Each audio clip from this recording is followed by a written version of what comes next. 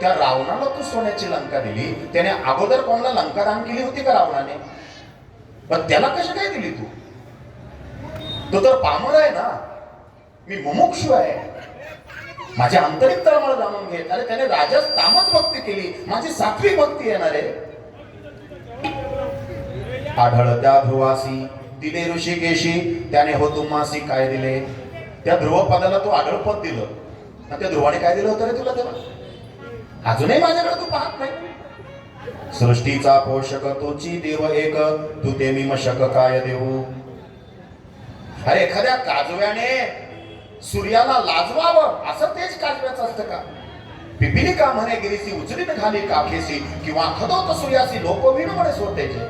एखाद्या काजव्याने म्हणावं का मी सूर्याचं तेज लोपवीन, हे कसं शक्य आहे रे? आम्ही पामर आहे ना.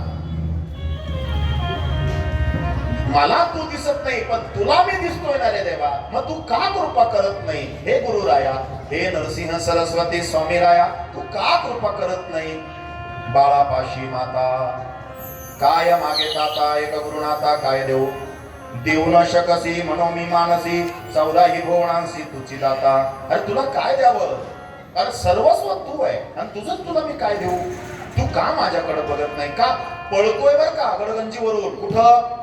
गाणगापूरला पडतोय, रडतोय, धडपडतोय, पण आंतरिक तळमळ काही थांबत नाही, आणि सारख्या डोळ्यातून अश्रू चालू आहे, आणि ही स्तुती चालू आहे. सेवा घेऊन या देता हे सामान्य, नाव नाही जाणं धातुत्वासी. तळी बिबी विहिरी असती भूमीवरी, मेघ तो अंबरी वर्षत असे. मेघाची ही सेवा न करिता स्वभावा, उदक पूर्ण सर्वा केवी करी. पाऊस पडताना तो म्हणत नाही विहिरीवर पडलं पाहिजे का तळ्यावर, तो सगळीकडे सारखा पडतो.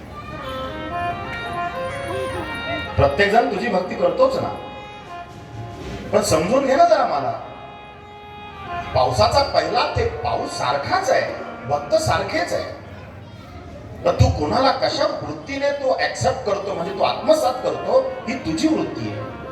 पावसाचा पहिला थेंब जर मातीवर पडला तर तो मलिन होतो, गटारीत पडला तो घाण होतो, तापलेल्या तव्यावर पडला त्याचं अस्तित्व संपतं. पावसाचा थेंब केळीच्या पानावर पडला त्याचा कापूर होतो, समुद्रात पडला तो समुद्र स्वरूप होतो, आणि देवा तोच थेंब जर शिंपल्यात पडला तर त्याचा मोती होतो. मग सांग बरं, ते मोत्यासारखा आमचा विषय आहे, घे ना पदरात आम्हाला.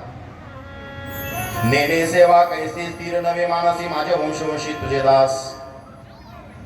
हा आत्मविश्वास आहे का?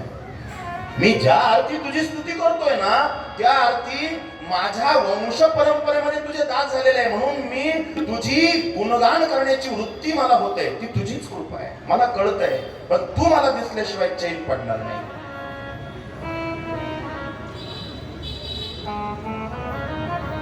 काय गोड बोलला पहा. नेने सेवा कैसी स्थिर नवे मानसी, माझे वंशवंशी तुझे दास.